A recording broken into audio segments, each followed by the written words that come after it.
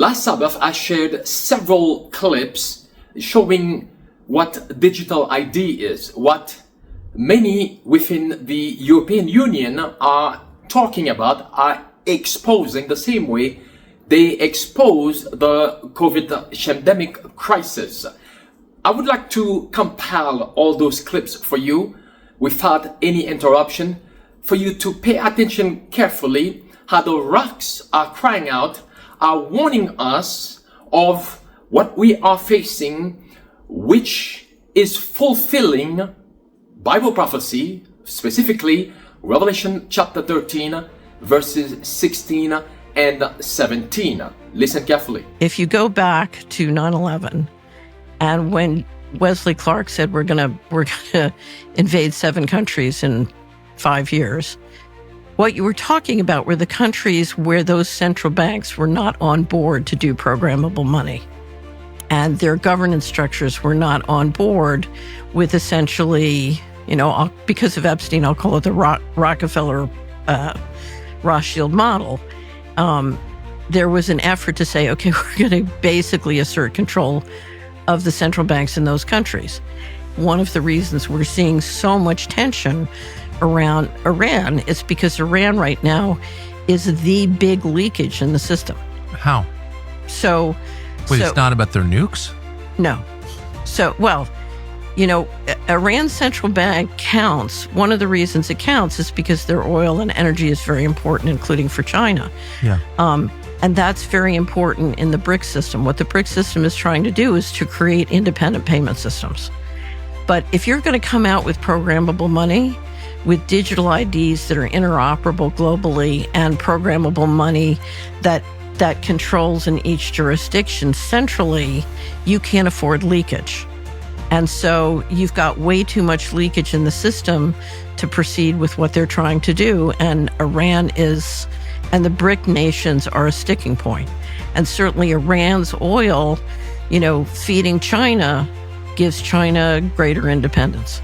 Remember the COVID certificate, the green digital certificate that it was called here in the EU? That was supposedly for our health. They were concerned about our health. Well, let me tell you, they weren't. They were not. It was actually introduced. That was like a test balloon. They were implementing it and getting people used to having to show something wherever they went, whether it be a supermarket or a shoe store or riding on a bus or even getting into a movie theater. That's what they were implementing at that point. They were getting you used to showing some form of a certificate to pretty much do whatever you wanted. And some people weren't allowed to do what they wanted, because if you didn't have a digital green certificate, guess what? You were no longer included in going after just regular activities. And that's what we're actually looking at once they roll out the digital ID. And a quick look to China, and you will get an idea of what we are actually about to experience. But it's the transactions, and here, of course, what is the programmability? Well, is the infrastructure being created? It could be anything. It could be climate change, carbon footprint. That could be the principle, but it can be other principles. Do you support the war?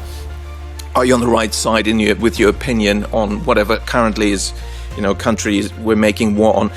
It could be anything. It could be you're stepping outside a 15-minute city, and so your money perhaps shouldn't work. But it's not just transactions. It's also assets. And this gets pretty scary here, I think. The Bank for International Settlement, the central bank, originally created, like most central banks, as a privately owned institution, but extraterritorial. It created the precedent for extraterritorial organization that is above countries, outside countries. So it's sort of in Switzerland, but it's not actually in Switzerland, in Basel. Has suggested that, we need to tokenize everything, all assets, and bank deposit, bank money, central bank money, as well as other assets.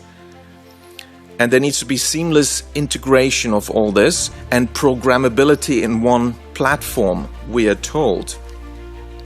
So what are these other assets? It turns out we already have national organizations that are currently compiling asset registers. And you think, okay, that's financial assets. Perhaps add land? Well, you can add quite a lot. They want to add everything, natural assets, the air we breathe, the water we drink, the oceans, everything. Now, why is this? Tolstoy wrote a good piece on this when he criticized economists for only having land, labor, capital in the production function. Why is the air not in there? The energy, the sun? Well, because they haven't figured out how to control access and charge for it. And that's what's happening with digital ID. They now are able to do this. And now they want to do it, as we hear from World Economic Forum agenda contributor Lindsay Hooper at Sustainability Institute in Cambridge. We need to bring nature onto the balance sheet, allocate a value to it and bring it into the accounting and financial mechanism. So can we trust the central banks to give them yet more power? I think the answer should be a resounding no. The high inflation that started in 21 was created by the central banks. No matter what they tell you about wars, the economics is very clear. I could forecast it quite successfully from May 2020 onwards that 18 months later we'll get significant inflation because the money creation was just massive, off the charts. Then the central banks imposed a fake pandemic, you know that story. And we know that people like Jeffrey Epstein, is now a public record, were involved as early as 2017 in setting up the scheme of this great pandemic for some investors to make a fortune, such as Bill Gates. And then we can also make money injecting people with stuff and solve the problem, as Epstein and Bill Gates discussed, matter of public record, of how to get rid of the poor people. And of course, it was used at the same time to push digital ID. Now, these digital IDs can be used to establish an infrastructure that could lead to a Chinese-style social credit system. And the pretext for this change, it can be the pretext can be to stop illegal immigration, or to stop election fraud, or to protect children. But whatever the pretext, the result is the same: building a control grid. So in China, if you want to see where we're headed, they've got a social credit system where they've got a digital ID, and it's an app on people's phones, and they centralize through artificial intelligence everything about a person that comes from the digital world. So it can be facial recognition, real-time geolocation, where you live, where you work, your social media posts, your internet spending history, your internet search history, your medical history, your criminal history if you have one. And they put it all together to have an assessment of how trustworthy of a citizen that you are. Trustworthy in China means you do everything you're told and you never make any waves. You certainly never criticize the government. Now, this is the kind of thing that is technologically possible in the West. It's not like China is ahead of us technologically. We can do this, and I'm worried that we will do it if we don't resist it. So, the World Economic Forum created a chart. Could you put the chart up, please? Okay. This appeared on their website in January of 2021 at the height of COVID, and it's embedded in an article entitled How Digital Identity Can Improve Lives in a Post-COVID World. And this chart is a vision of what a full-blown digital ID would offer. The digital IDs would be used to open bank accounts, travel, access humanitarian aid, buy and sell online, use social media, file taxes, vote, collect government benefits, own or use a telecommunications device like a laptop or a cell phone, and to monitor smart cities. The ID 2020 has been chipping babies in Bangladesh and also in Kenya with a proof of vaccination chip. I consider this an absolute crime against humanity. Chipping strips persons of their dignity and their human rights. What happens in Africa today is planned to happen all over the world. The fear is that nobody can stop the cartel at this point because they have become too powerful. Our politicians are working for the cartel as their employees. And in this article, the World Economic Forum holds up as a positive example the Estonian digital identity approach. And if any place does have what amounts to a mandatory digital ID, it's Estonia. And I would note that during COVID, if an adult in Estonia refused vaccination or testing, they would be shut out and denied access to restaurants, entertainment venues, gyms, conferences, and public meeting places. So this shows the true intent of the digital IDs. And when combined with central bank digital currencies, the control grid is complete because they can control you through every aspect of your life. So we're talking about programmable money, meaning that if they can say, if you can spend your money, when you can spend your money, like let's say there's another pandemic, and let's say that you are deciding that you're not going to be vaccinated or you're not going to get, the fifth booster or what have you. They could say, okay, you need to be quarantined in your own home, so they can program your money so that it does not work outside of your home. So you can't get into the car and buy gas. You can't do anything outside, or they could say you have to, if they want to discourage saving, they could say you have to spend it by a certain date.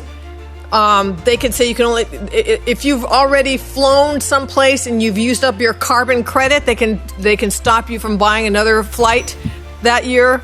I mean, the list goes on. It's, as much as you can imagine is what they can do with programmable money. If I said, okay, you've got a lockdown and your money won't work if you leave your house. You can't buy gas in your car because your money is programmed with AI and software to enforce a whole set of centralized rules. And that requires a large infrastructure of surveillance. And now people are seeing it snap into place. People will tell you if you go to Walmart, you leave your phone in the car and you use cash, you come out having made a purchase, and the next thing you know, the next day on your phone, you get a text from the company of the product you bought at Walmart. So they were able to identify you. It's because of the biometrics. They have your facial recognition. What happens if the government issues digital currency? There will be no privacy, and it's a very effective controlling mechanism by the government. All the transactions will be known, all transactions done with digital currencies, which is good for illegal activities, getting control of illegal activities, but it also means that the government has a great deal of control. For example, they can tax that way, they can take your money, they can establish foreign exchange controls. Let's say if you're a Frenchman and they wanted to have sanctions, they could take your money. And if you're politically disfavored, you could be shut off. Politically disfavored, you could be shut off, yes. And the UK government has initially it announced mandatory digital ID through something called the Brit card, which sounds very patriotic, until you realise that Brit actually stands for biometric registration, identification and tracking, which they didn't tell the British people. Our government has now announced, in the face of a public backlash, 2/3 of the UK population have reservations about digital ID and don't really want it. They basically said it's no longer mandatory, but you'll have to have it to be able to function in our society moving forward. Our global masters, the self-proclaimed elites, yes, those people who perpetrate horrendous crimes against children, have decided for us that the social model moving forward will be the Chinese social credit scoring system. They cannot sell that to us through the ballot box democratically, so they have to bring it in by subterfuge, and that is exactly what's happening now. Digital ID is a trap, and it's always better to avoid a trap than to try and get out of it once we're in it. If we agree to digital ID, we'll be giving control of almost every aspect of our lives to our governments. We'll not only be giving every aspect of our lives to our governments, but we'll be giving every aspect of our children's lives, our grandchildren's lives, and indeed generations of our nations yet unborn. Well, because this digital ID is a one-way street. No government's ever going to give that power up. And to give this much power to any government, you'd have to trust them implicitly. I would ask you, how much do you all trust your governments, particularly in the wake of the pandemic response? and the way they treated us. Once this digital gulag is in place, there will be no dissent, because as soon as you voice a dissenting opinion, you will be shut down, canceled, and paralyzed by being cut off from your money. We all need to resist and do our best to escape before the trap snaps shut.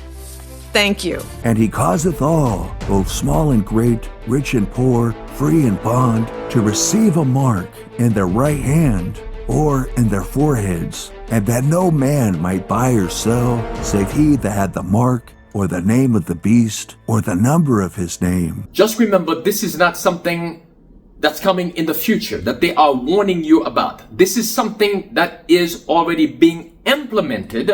As they mentioned China, it's the same system of this social credit society that China has implemented, that they are trying to implement throughout the whole world as if it's a virus, just like COVID. Remember, last year, the end of last year, Europe tried to bring that to the front, but there was an outcry about it, so they push it back. So it's coming again. The best thing we can do right now, based on everything that's taking place, is to get ready, because indeed, Jesus is even at the door because of the signs of the times that are being fulfilled very, very rapidly. Get ready, brothers and sisters. Our Savior is coming.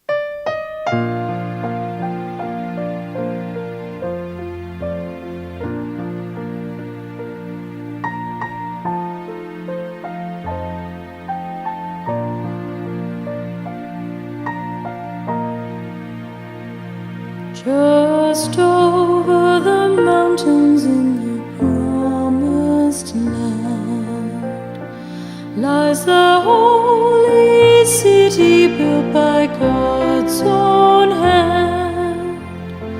As our weary footsteps gain the mountain's crest, we can view our homeland of eternal. We are nearing home. We are nearing home. See the splendor gleaming from the domes afar. See the glory streaming through the gates ajar. There we soon will enter, nevermore to roam. Hear the angels singing, we are nearing home. We are nearing home.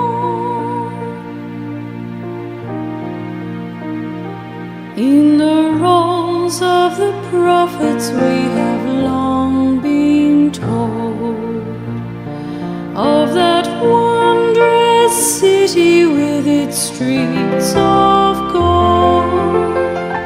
Now with raptured vision we can see it there, with its walls of jasper and its mansions fair. We are nearing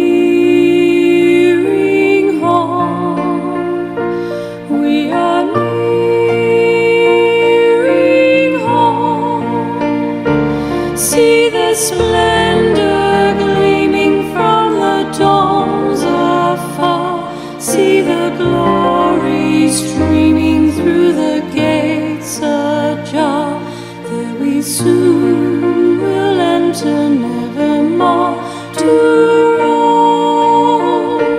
Hear the angels singing, we are nearing home.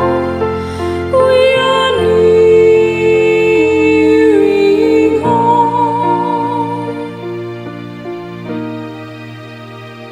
Those who enter that city are the faithful few,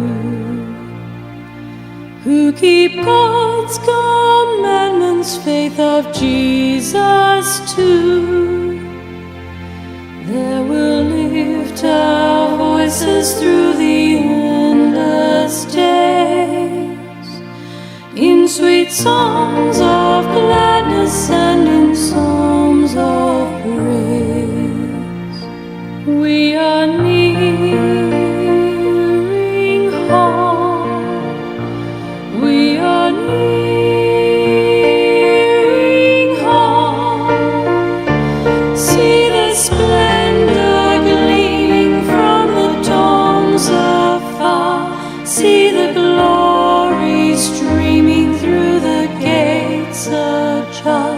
very soon will enter nevermore to roam. Hear the angels singing, we are nearing home. We are nearing home. My brother, my sister, will you meet us there? In that land of sunshine where there'll be no care, accept of God's message and to Him be true. Then when Jesus cometh, He will call for you. We are nearing home. We are nearing home. See the splendor gleaming from the dawns afar. See the glory streaming through the gates ajar. Very soon we'll enter nevermore to roam. Hear the angels sing